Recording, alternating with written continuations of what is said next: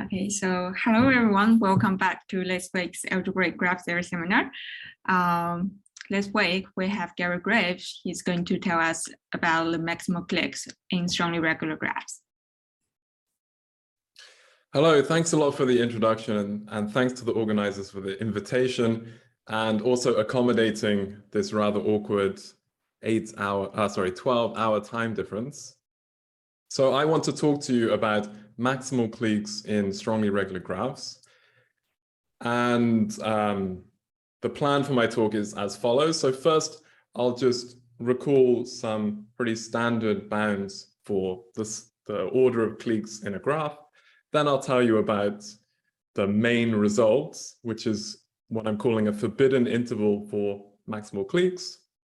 And then I'll say how we can use that to get new upper bounds for orders of cliques in strongly regular graphs, and furthermore, how we can leverage it to show non-existence of strongly regular graphs corresponding to certain parameters. And this is joint work with these two guys at the bottom here, Koolen and Park, and here they are. Here's a couple of nice pictures of them. It was a lot of fun working with these two to do this research.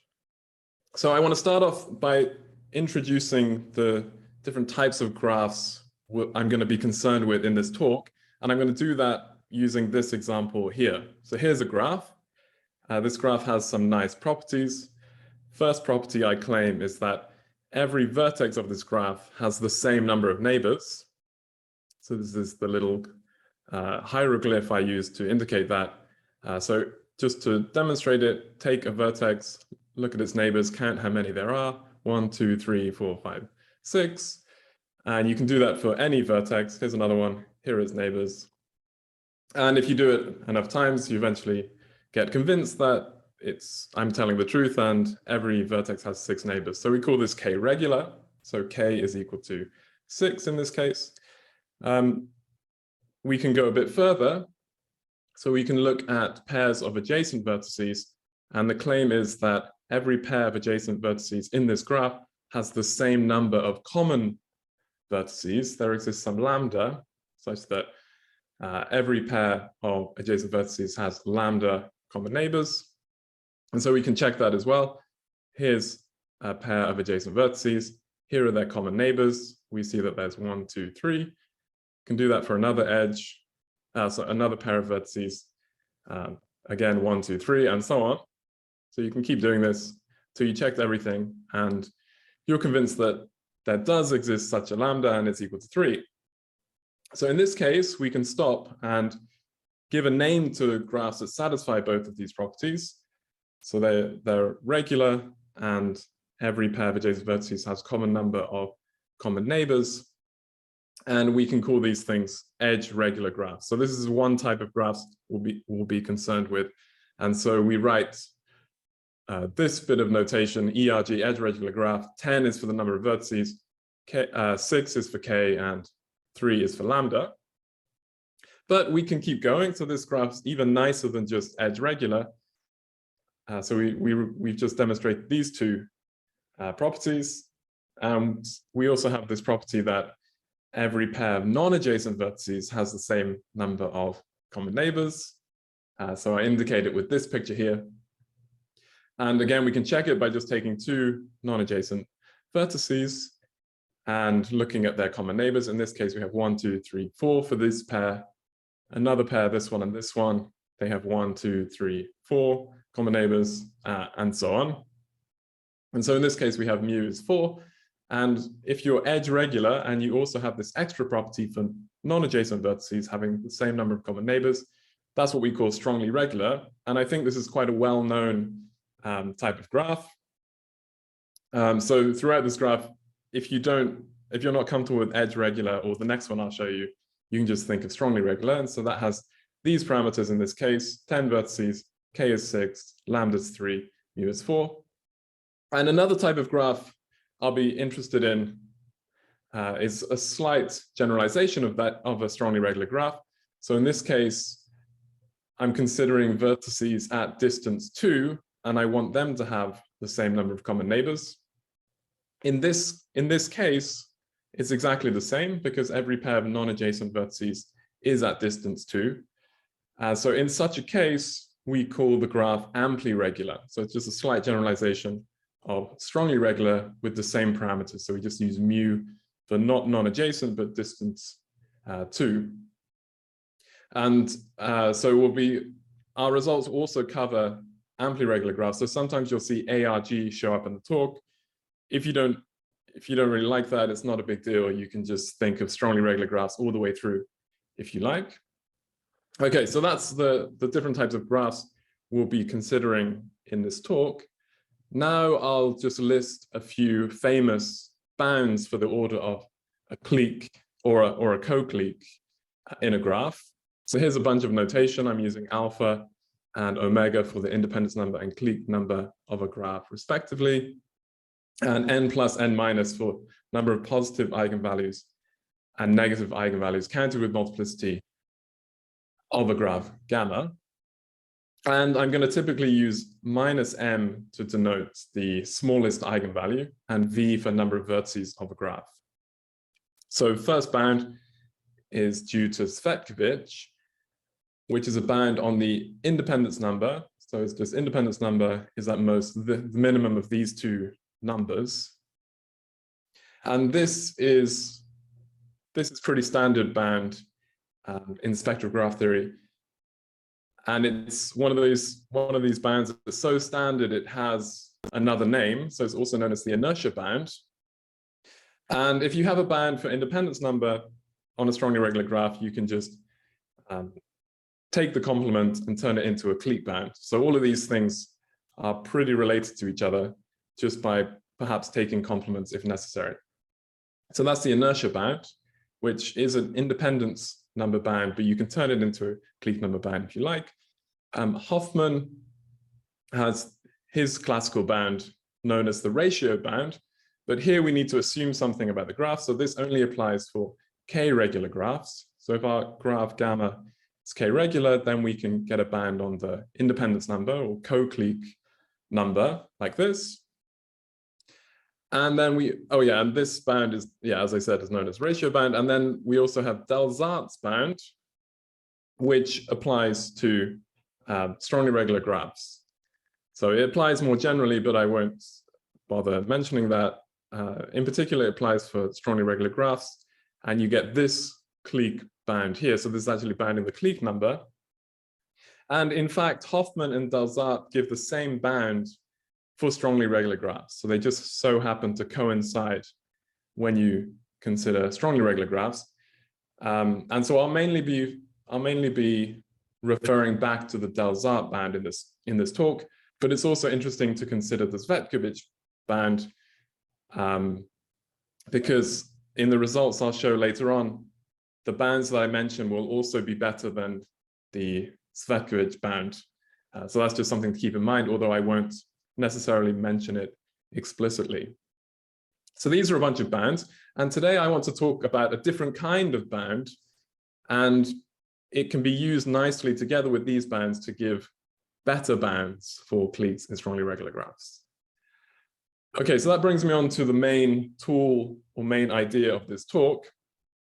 And so the idea is we start off with some graphs. So this oval is indicating a graph. We look inside it for a clique.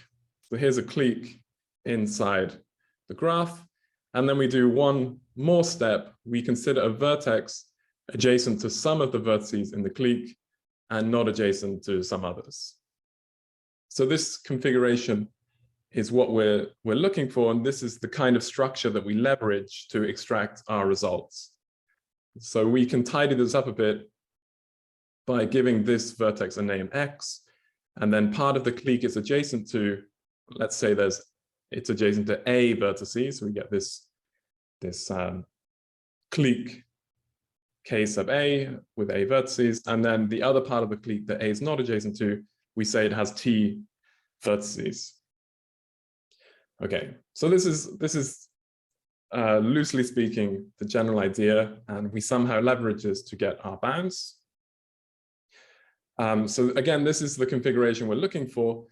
And this configuration has a very natural vertex partition. We just take this vertex X as our first part, this set of A vertices as our second part, and this is our third part. And this vertex partition gives rise to this quotient matrix. So the first one is corresponding to this part here, this consisting of X. This second row corresponds to second part with A vertices, and the last part for this part here with T vertices. So you see this vertex is adjacent to no other vertex in the same part because it's just itself. A vertices in the second part, so we get an A here. No vertices in the last part, so we get 0 here, and so on. So this is our quotient matrix. And the important observation we can make is if we have some graph gamma that has smallest eigenvalue minus m, and it contains this configuration, which we call HAT. The calling it HAT, I was trying to come up with a name that's memorable. And so I originally tried to draw this so it looks like someone wearing a weird hat. And so I thought hat would be a good name, but it's not very conducive to putting it on this slide. So this doesn't, maybe you can't see how this looks like a hat. Anyway, that's where this name's coming from. So HAT. So the main observation is if we have a graph gamma with smallest eigenvalue minus m, and it contains this as an induced subgraph, then we can deduce this inequality here. So it has A, M, and T as its constituent variables. So so it's pretty straightforward to prove this. It's just an application of interlacing.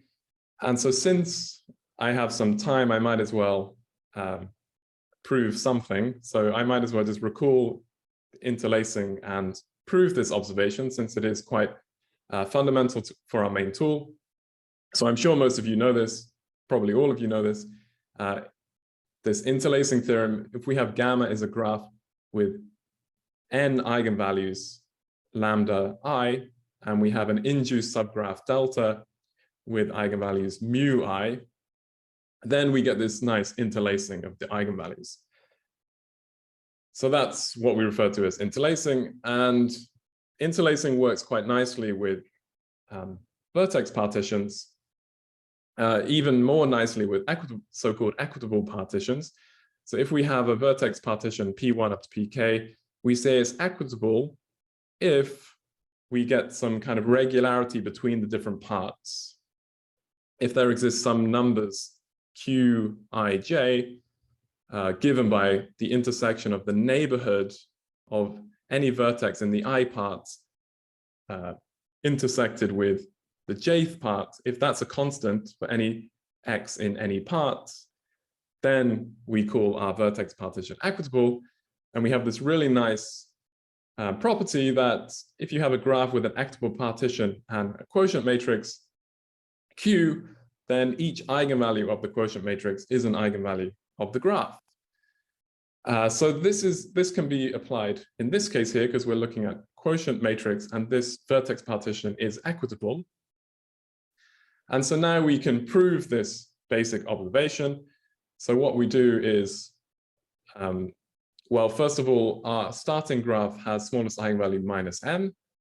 And so therefore, the smallest eigenvalue of HAT, this induced subgraph, is also at least minus m. And then since HAT has an equitable partition with this quotient matrix, we know that the smallest eigenvalue of this quotient matrix is also at least minus m. And so therefore, if we shift this matrix up by m, we just add m times identity to it, all the eigenvalues are non-negative, and so therefore the determinant is also non-negative. And then this inequality that we want is just a rearrangement of this inequality from determinant. So very straightforward result. And that gives us what I claim is our main tool. So now we go back to this main tools slide, and I just make a small change where I replace T with C minus A. And this is just to make the resulting inequality have a more straightforward access to the size of the clique. So this big clique here has C vertices. So it's A here and C minus A vertices here. So in total, this clique has order C.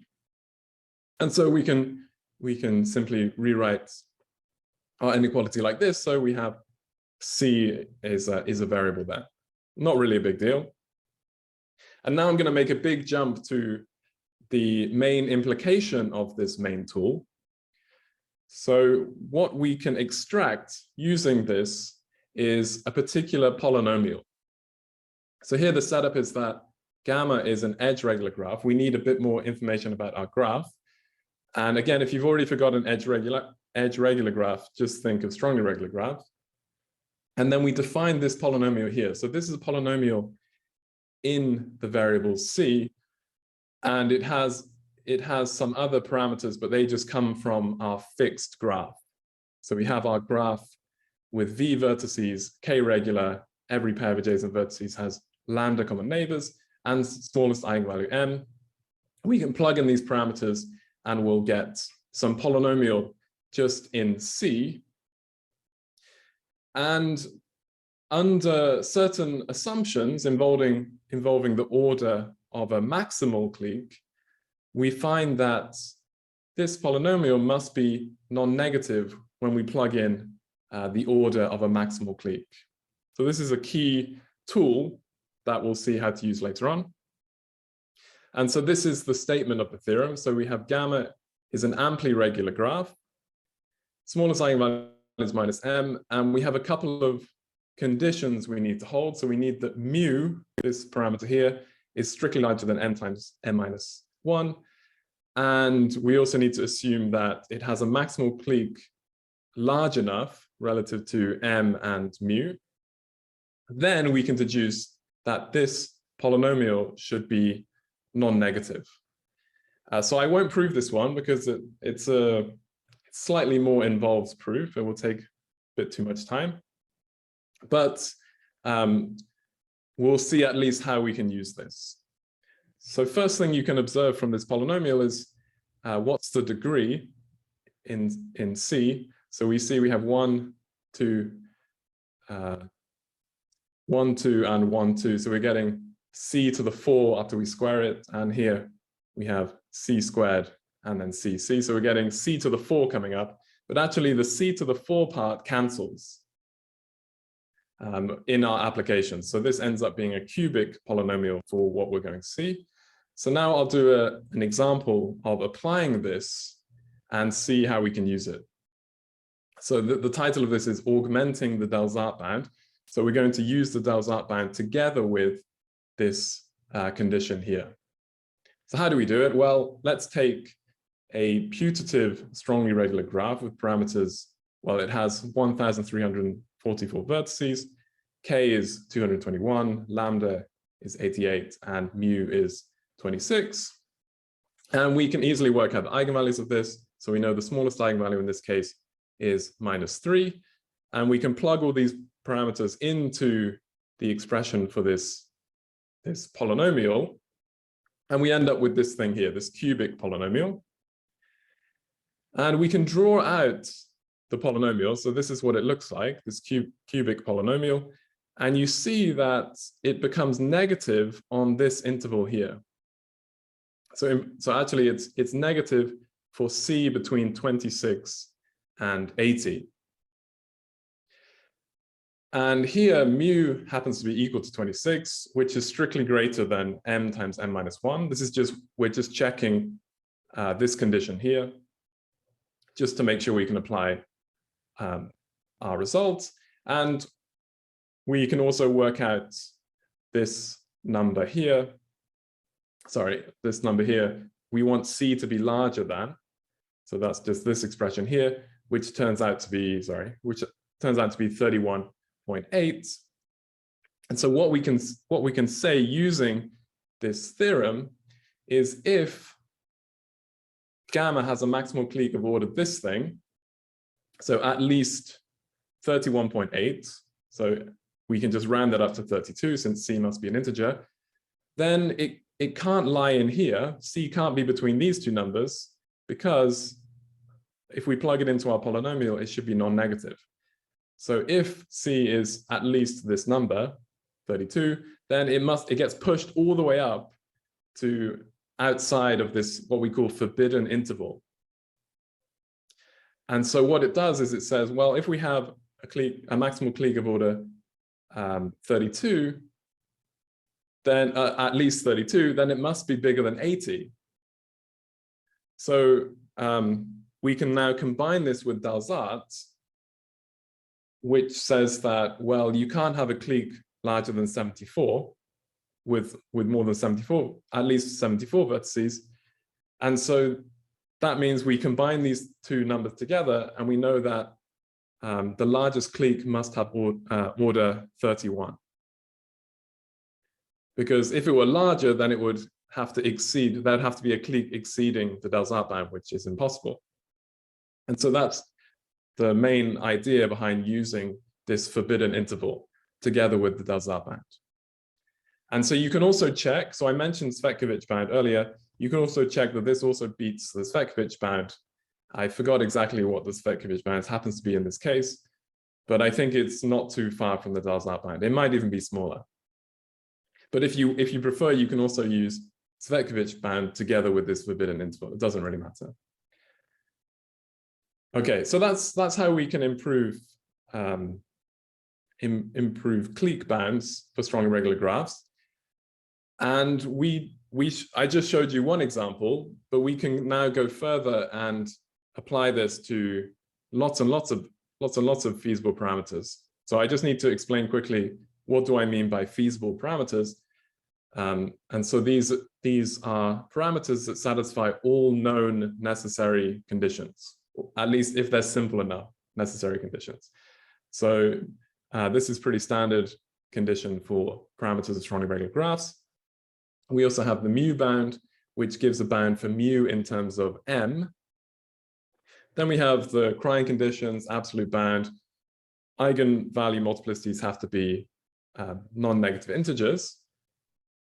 And so I've highlighted this one because it shows that mu can be bounded in terms of m, which is the smallest eigenvalue. And we can also combine this with a result of Neumeier that says if gamma is a strongly regular graph with these parameters and all the eigenvalues integers and a couple of extra conditions, so mu should not be m times n minus 1 or m squared, then we get an upper bound for r, which is the second largest eigenvalue, in terms of m and mu. So now we're seeing that we can bound mu in terms of m, and we can bound r in terms of m. And then we can use mu and r to work out everything else, like lambda, k, and then use this equation to work out v. And so the conclusion is that using all of these conditions together, we can enumerate all such feasible parameters for strong irregular graphs for any fixed m. So that's okay. We're assuming a couple of extra conditions, but let's not worry about those. So this gives us a way to just generate all parameters. And so, I mean, this is not new, by the way. This is well known. So this is just a way I can explain how we generate all feasible parameters. And so we can now check when can we get a bound that's better than the Dalzart bound and Cvetkovic bound using the Dalzart bound together with this this maximal clique polynomial to get some forbidden range. And so now I can just give you a glimpse into what we can get. So this is again just applying the same technique from this slide. I'm going to apply this for all these feasible parameters that we find in this way. And so for m is 3, we saw this example where v is 1,344. This was our forbidden range. This was the Dalzart bound. And so combining them together, we get this new bound, which I call augmented bound, of 31. So a big improvement from 74. And we get this for two other strongly regular graph parameters for smallest eigenvalue -3. This one here, 1,911. Number of vertices. This is our forbidden range. Dalzart bound would be 91. and combining with forbidden interval, so you see that 91 is inside. It's important that the Dalzart band is inside the forbidden range, because if it's outside, then it would just push us up to something large. So we could just have a maximal clique of some large order, and we don't get a contradiction. So importantly, we have to check the Dalzart band is inside this range, and then we can push it to the start of the range. That's intuitively how this works. And so we end up with these augmenting bands for M is 3. And then for M is 4, we get a whole bunch more parameters where we can apply this. So maybe this is a good point to illustrate or to emphasize that this doesn't always work. So sometimes there is no forbidden range, or maybe the polynomial doesn't have any real roots or something like that. But here I'm just showing you that it does sometimes work. And if you make M larger and larger, it happens to work more and more often. So this is M is 4, and this keeps going. So we have a whole bunch of parameters. We get these forbidden ranges. We have these Dalzart bands that happen to lie inside the forbidden ranges. And so we can improve the clique bands like that. Okay, so that's how we can use this tool together with existing clique bands. And we can go further. So you can push this further if you like to get some non-existent results. So I'll start off with a result of Koolen and Gebra Michel, I think his PhD student at the moment, where they saw this parameter set with 1,911 vertices, and we're thinking, okay, let's try to kill that one off. And so they managed to do that. So they did a bit extra work. So here we see that the maximal clique polynomial together with the Dalzart band gives a clique band of 32. And they analyzed the possibilities a bit further and managed to show that this graph does not exist. And in their paper, they mentioned this conjecture, which I think is super interesting. So they further conjecture that if you have a strongly regular graph with smallest eigenvalue -3 and mu is not 6 or 9, so that's just m times m minus 1 or m squared, then V must be at most 276. And so what that conjecture is implying is that no strongly regular graphs exist that corresponds to any of these parameters. So these are all the other parameters that satisfy the assumption of the conjecture without the vertex bound.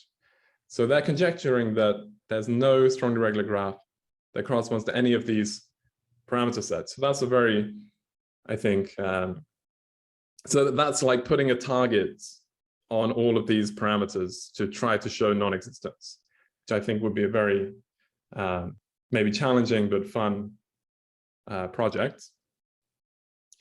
And so this is a non-existence result that's quite recent. So this was in 2022. We also managed to get some non-existent results, which I'll now tell you about. So now, next I want to tell you about a way of showing there's a large clique and then using that together with the clique band. So far we've got this augmented band saying that the largest clique must be small. And so the next thing to do is to try to show that for certain parameter sets, there must exist a large clique, and then you get some contradiction. So the maximal clique bound is saying it must be small, and here we say it must be large. And so we get a contradiction like that. So now I'm going to tell you how we can show that there exists some clique of a certain order in certain cases. So here we say that gamma is a graph and x is some vertex of gamma, and gamma of x is the set of neighbors of x.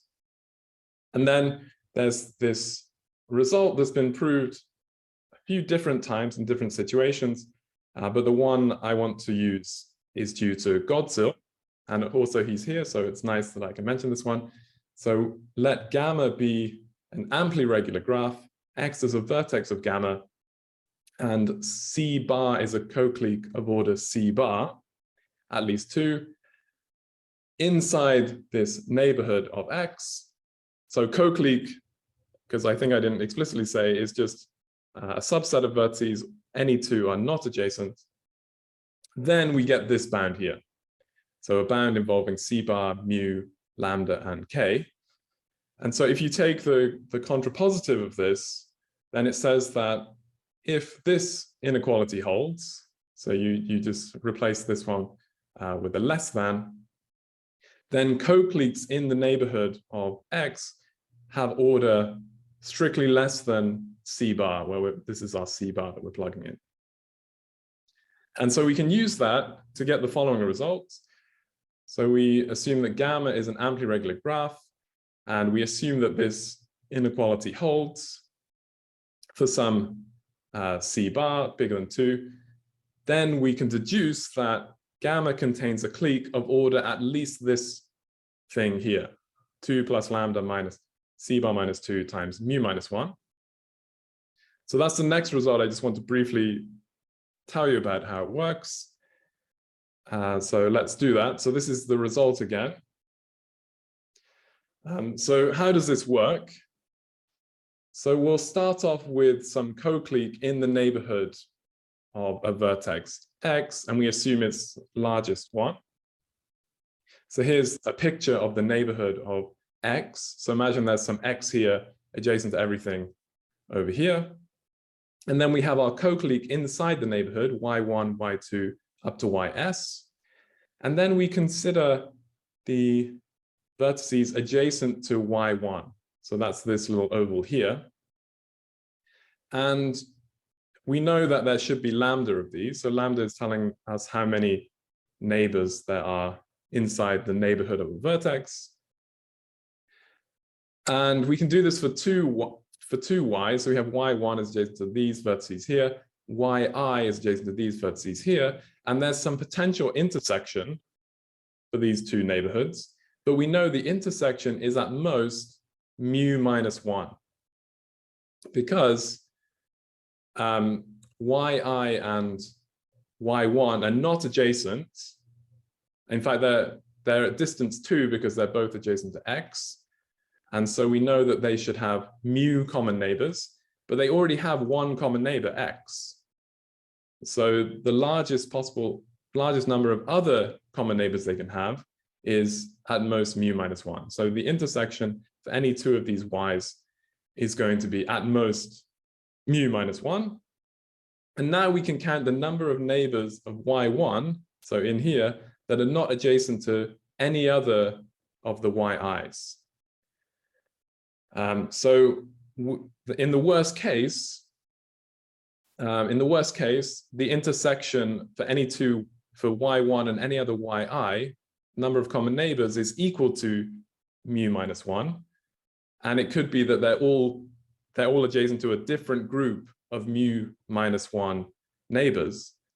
And so in the worst case, we'll get s minus 1 times mu minus 1 vertices in the neighborhood of y1 that is adjacent to some other yi.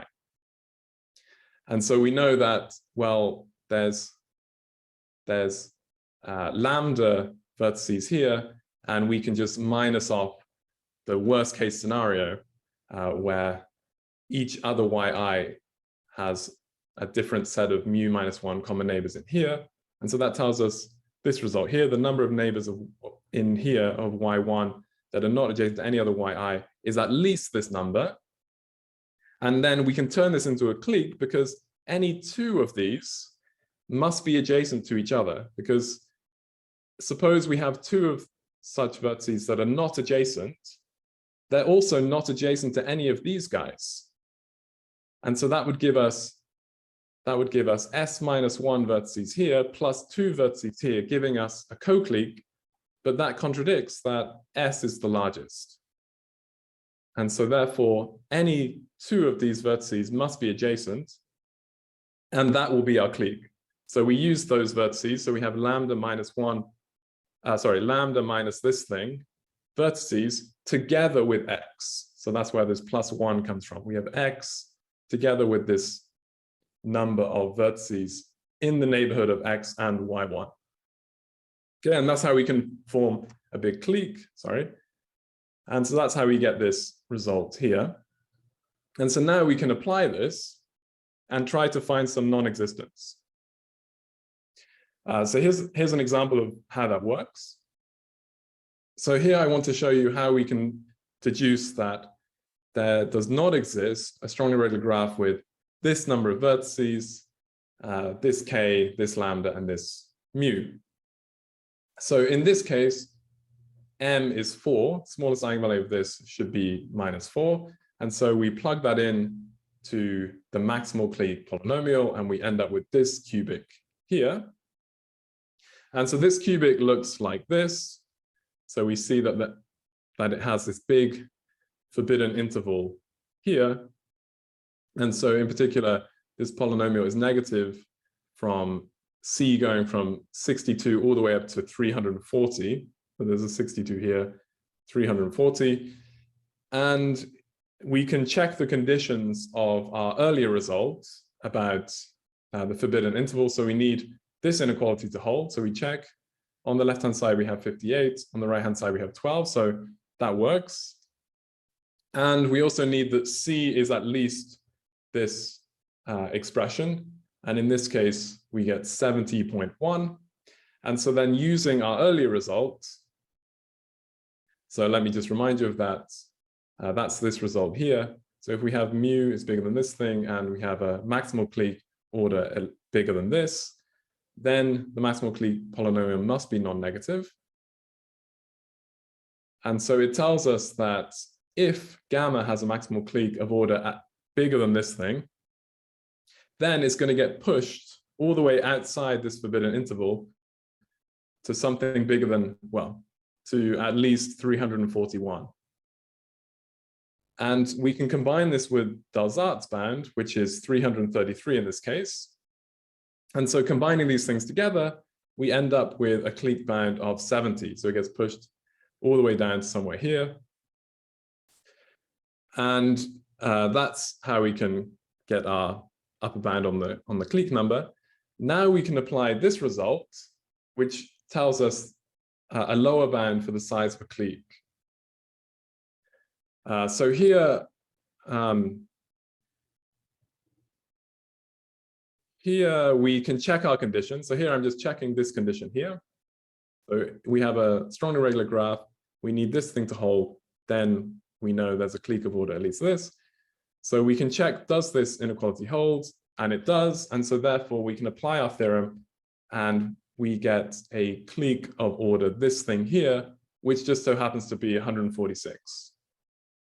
So I didn't bother plugging in the numbers for some reason. So you can check this yourself. If you plug in mu is 58, lambda is 372, k is 1330. This inequality should hold, and then you can apply this theorem to show that there's a clique of order this thing here. And so in this case, we know that we have a clique of order 146, but we also showed that the clique number is at most 70. And so these things give us a contradiction. And so therefore, this graph can't exist. Okay, so that's how that works. That's how we can combine those two results to end up with some non-existence results. And again, we can plug this into our computer. Actually, I'm kind of cheating here. It's not like we just magically came up with this parameter set. The first step was to plug it into the computer. So we plug it into the computer, and then I just extracted this one to show you an example. But this holds for a whole bunch of different parameter sets. So this is the one I just showed you. So here we have our forbidden range Dalzart bound, which drops to 70, and we have our guaranteed clique order. So that's a clique that we found to exist using this theorem. And you can keep going. So this I've just shown you for m is 4 and m is 5. So note here that if I had some results for m equals 3, I would show you. But this technique doesn't work for any parameters for m is 3. So that was another bit of motivation for Koolen's work to kill off this parameter set. So this one does have m equals 3. but it doesn't follow in this systematic way. You have to kind of get your hands dirty with some bespoke tricks for these parameters. But here we develop some machinery which we can just quickly kill off a whole bunch of parameters. And so here we get 4 when m is 4. And it's interesting to note that the Dalzart band alone doesn't work. So we really need this improved upper bound for the order of a clique. And you can keep going, m is 5. And then you ask the question, does this work for infinitely many parameter sets, or is it just finitely many? Well, if you look at the computations, you can see that it keeps getting larger. The number of parameters, as m increases, the number of parameters we can kill gets bigger. So that's nice evidence that there should exist an infinite family. And just to do a proof of concept, we have a result which gives us an infinite family of otherwise feasible parameters for strongly regular graphs that we can prove does not exist using this technique. So here's the statement. So here we start off with m is at least 4 is going to be an integer for our smallest eigenvalue. Then there are no strongly regular graphs with the following parameters. So it's a bit strange to start off with v, so it's better to start off with mu. So mu you can write in terms of m, this strange expression like this. Lambda looks like this. And then you can write k in terms of m, mu, and lambda. So everything's still in terms of m. And finally, you can write v in terms of everything else. So everything is an expression in terms of m. So we just have this single parameter which generates infinitely many otherwise feasible parameters. So you first need to check that these do indeed give you feasible parameters. And then here I've just given you an example of how this goes. So for m is 4, our v is quite large, and everything else is relatively large. This is our forbidden range. This is our Dalzart band. This is our clique order, and we can work all these things out in terms of m. And so that gives us an infinite family of otherwise feasible parameters that we can show do not correspond to a strongly regular graph. And I suspect there are others. So we just found this by looking at these big tables and seeing, can we find some pattern? Where does the pattern start? So interestingly, this was our kind of starting point, the largest parameter set here. And yeah, we managed to kind of extract this, but it gets pretty tough because I think for other infinite families, you might have to start off with some higher m where there's a whole bunch of different possibilities. But I believe there's probably quite a few options. Okay, and that's all I wanted to talk about. So here's the reference of all the stuff I'm talking about. This is our paper published last year. And I thank you for your attention, and please ask questions if you have any. Okay. Gary. Nice talk. Is there any question for Gary?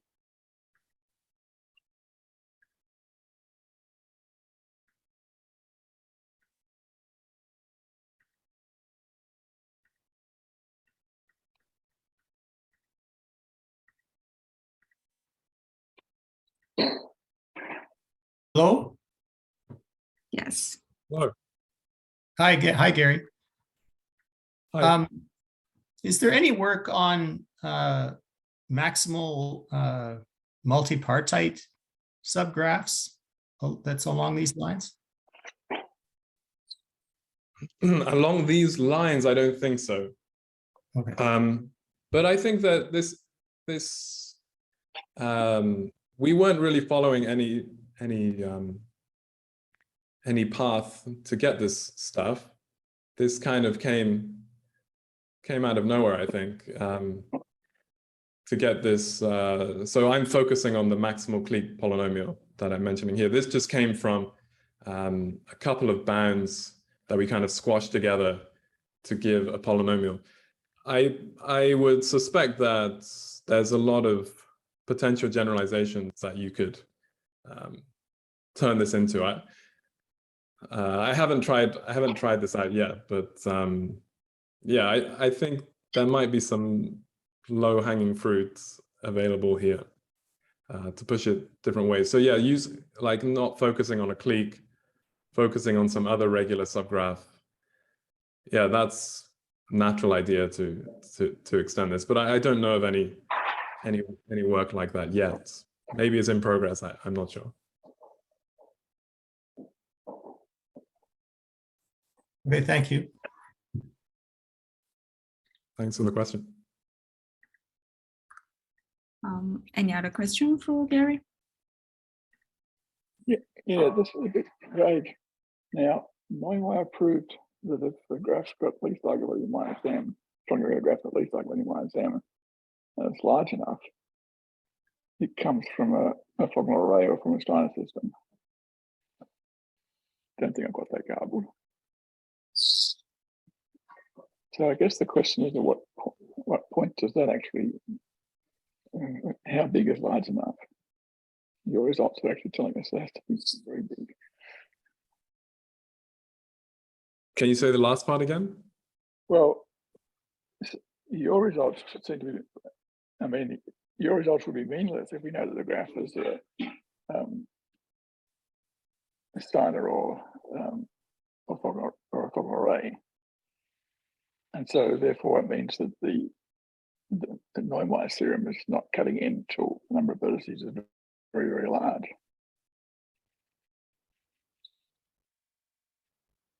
It surprises me because maybe I've got something garbled.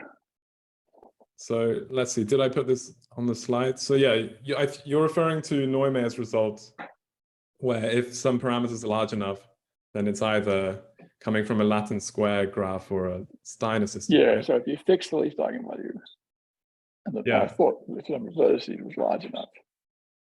Yeah, I think probably it's related to this result. So here, I'm sure it is. Yeah. These mu's being not equal to m times m minus 1 or m squared is avoiding the Latin square and Steiner system type parameters. Oh, I see. So you're steering yourself away from it. Yeah, so that's going to make it hard to get the infinite families. That's why you have to struggle to work for that. Right. Or your system doesn't work. Yeah. Yeah. So I think when you when you avoid these types of parameters, then there's room for improvement. So I don't know if that's what you're suggesting. Well, I guess I wasn't making any suggestion, but it's so if you avoid those parameters, there is some upper bound on the number of vertices. It's just Neumeyer's theorem doesn't give you an indication. Yeah. As to what that would be. Yeah.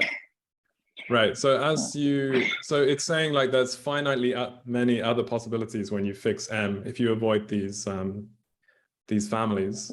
Yeah. And so yeah, we're just trying to reduce the possibilities for these finitely many other possibilities for each m. Yeah, I'm not. I'm just interested in the interaction with this bound. I'm not trying to imply that it has anything more than that.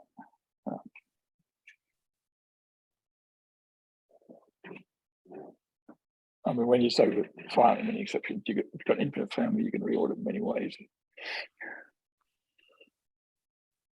Yeah, I mean for fixed m. Yeah. And some bound on the second largest eigenvalue.